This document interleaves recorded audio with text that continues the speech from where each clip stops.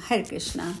कल की कथा में हम आगे चलते हैं कि किस प्रकार से सामवेद वर्णित स्तुति के द्वारा दुर्वासा जी ने परमेश्वर का स्तवन किया।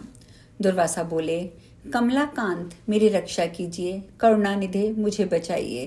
प्रभो, आप दीनों के बंधु और अत्यंत दुखियों के स्वामी हैं, दया के सागर हैं, वेद वेदांगों के सृष्टा, विधाता की भी विधाता हैं, मृत्यु की भी मृत्यु और काल के भी काल हैं। मैं संकट के समुद्र में पड़ा हूँ, मेरी रक्षा कीजिए। आप संहारकर्ता के भी संहारक, सर्वेश्वर और सर्व कारण हैं, महाविष्णु रूपी वृक्ष के बीज हैं। प्रभो, इस भवसागर से मेरी रक्षा कीजिए। शरणागत एवं शोकाकुल जनों का भय दूर करके उनकी रक्षा में लगे रहने वाले भगवान, मुझ भयभीत का उद्धार कीजिए। नारायण, आपको नमस्कार है। वेदों में जिन्हें आदि सत्ता कहा गया है, वेद भी जिनकी स्तुति नहीं कर सकते हैं और सरस्वती भी जिनके स्तवन में जड़वत हो जाती हैं, उन्हीं प्रभु की दूसरे विद्वान क्या स्तुति कर सकते हैं। शेष सहस्त्र मुखों से जिनकी स्तुति करने में जड़ भाव को प्राप्त होते हैं, पंचमुख महादेव और चतुर्मुख ब्रह्मा भी जड़ीबूट हो जाते हैं। श्रुतियाँ, स्मृतिकार और वाणी भी जिनकी स्तुति करने में अपने को असमर्थ पाती हैं, उन्हीं का स्तवन मुझ जैसा ब्राह्मण कैसे कर सकता है। मानद, मैं वेदों का ज्ञाता क्या हूँ, वेदवेत्ता विद्वानों का शिष्य हूँ, मुझ में आपकी स्तुति करने की क्या योग्यता।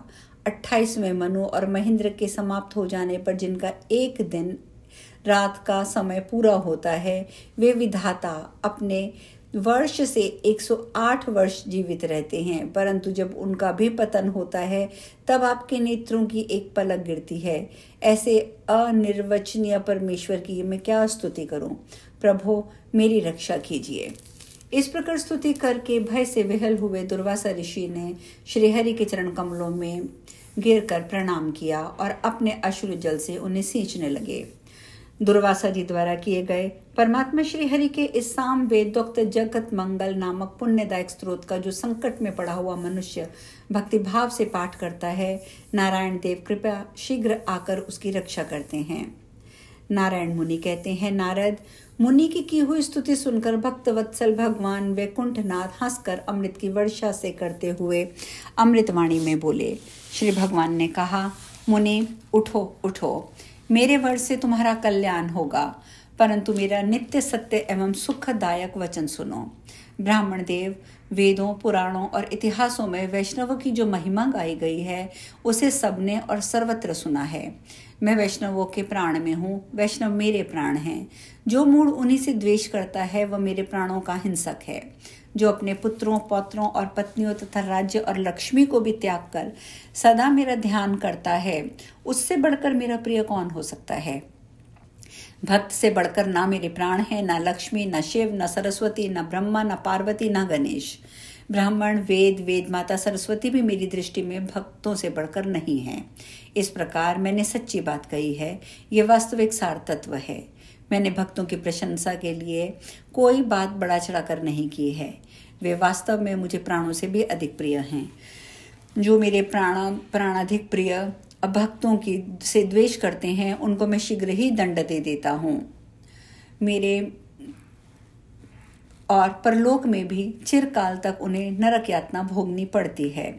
मैं सबकी उत्पत्ति का कारण और सबका ईश्वर और परिपालक हूँ। सर्वव्यापक एवं स्वतंत्र हूँ, तथापि दिन रात भक्तों के अधीन रहता हूँ। गौलोक में मेरा द्विभुज रूप है और वैकुंठ में चतुर्भुज। यह रूप मात्र ही उन देवताओं, उन लोकों में रहता है, किंतु मेरे प्राण तो सदा भक्तों के समीप रहते हैं। भक्त का दिया हुआ अन्न साधारण हो तो भी मेरे लिए सादर भक्षण करने योग्य है, परंतु अभक्त का दिया हुआ अमृत के समान मधुर द्रव्य भी मेरे लिए अभक्ष्य है। ब्राह्मण, राजाओं में श्रेष्ठ अम्बरीश निरीह हैं, सब प्रकार की इच्छाएं छोड़ चुके हैं, कभी किसी की हिंसा नहीं करते हैं, स्वभाव से दयालु हैं और समस्त प्राणियों के हित में लगे रहते हैं। ऐसे महात्मा पुरुष का वध तुम क्यों करना चाहते हो। जो संत पुरुष सदा समस्त प्राणियों पर दया करते हैं, उनसे द्वेष रखने वाला मूढ़ जनों का वध मैं स्वयं कर देता हूँ। मैं भक्तों का हिंसक हूँ, शत्रु है। जो भक्तों का हिंसक है, शत्रु है, उसकी रक्षा करने में मैं असमर्थ हूँ। अतः तुम अम्बरीश के घर जाओ, वे ही तुम्हारी रक्षा कर सकते हैं। भगवान नारायण कहते हैं, अर्थात नारायण मुनि कहते हैं, नारद, भगवान श्री हरि का वचन सुनकर दुर्वासा ब्राह्मण भय से व्याकुल हो गए। उनके मन में बड़ा खेद हुआ और वे श्री कृष्ण चरणाविंदों का चिंतन करते हुए वहीं खड़े रहे। उसी समय वहां ब्रह्मा, शिव, पार्वती, धर्म, इंद्र, इंद्र, दिक्पाल, ग्रह, मुनिगण, अत्रि, लक्ष्मी, सरस्वती, पार्षद, नर्तकगण आए और सबने दुर्वासा के अपराध को क्षमा करके उनकी रक्षा के लिए भगवान विष्णु से करुण प्रार्थना की। तब श्री भगवान बोले, आप सब लोग मेरा नीति युक्त और सुखदायक वचन ध्यान से सुने। मैं आपकी आज्ञा से ब्राह्मण की रक्षा अवश्य करूंगा, किंतु ये मुनि वैकुंठ लोक से पुनः राजा अम्बरीश के घर जाएं, उनकी प्रसन्नता के लिए वहीं पारण करें। वे ब्रह्म ऋषि अम्बरीश के तिथि होकर भी बिना किसी अपराध के उन्हें शाप देने को उद्यत हो गए। इसीलिए अपने रक्षणीय राजा की रक्षा के लिए सुदर्शन चक्र इन ब्राह्मण देवता को ही मार डालने को उद्यत हो गया। इन्हें भयभीत होकर भागते हुए आज पूरा 1 वर्ष हो गया है। तभी से इनके लिए शोकग्रस्त हुए राजा अम्बरीश अपनी पत्नी सहित उपवास कर रहे हैं। भक्त के उपवास करने के कारण मैं भी उपवास करता हूँ। जैसे माता दूध पीते बच्चे को उपवास करते देखकर स्वयं भी भोजन नहीं करती, वही दशा मेरी है। मेरे आशीर्वाद से मुनिश्रेष्ठ दुर्वासा शीघ्र ही संताप मुक्त हो जाएंगे। मार्ग में मेरा चक्र इनकी हिंसा नहीं करेगा। इनके भोजन करने से मेरा भक्त भोजन करेगा और तभी मैं भी आज निश्चिंत होकर सुख से भोजन करूंगा। यह बात निश्चित है। भक्तों के द्वारा प्रीतिपूर्वक जो वस्तु मुझे दी जाती है, मैं उसे अमृत के समान मधुर मानकर ग्रहण करता हूँ। लक्ष्मी के हाथ से परोसे गए पदार्थ को भी भक्त के दिए बिना मैं नहीं खा सकता। जिस पदार्थ को भक्त ने नहीं दिया वह मुझे तृप्ति नहीं दे सकता।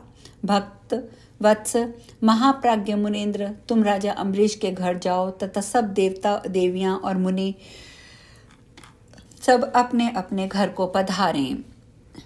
ऐसा कहकर श्री हरि तुरंत ही अपने अंतःपुर में चले गए और अन्य सब लोग उन जगदीश्वर को प्रणाम करके प्रसन्नता पूर्वक अपने अपने स्थान को लौट गए। मन के समान तीव्र गति से चलने वाले ब्राह्मण दुर्वासा राजा अम्बरीश के घर को गए। साथ ही करोड़ों सूर्यों के समान प्रकाशमान सुदर्शन चक्र भी गया। 1 वर्ष तक उपवास करने के कारण राजा के कंठ, होंठ, तालू सब सूख गए थे। वे सिंहासन पर बैठे हुए थे। उसी समय उन्होंने मुनिवर दुर्वासा को अपने सामने देखा। देखते ही वे बड़े वेग से उठे और तत्काल उनके चरणों में प्रणाम करके सादर भोजन करने के लिए उन्हें अपने साथ ले गए। राजा ने मुनि को स्वादिष्ट अन्न का भोजन कराकर फिर स्वयं भी अन्न ग्रहण किया।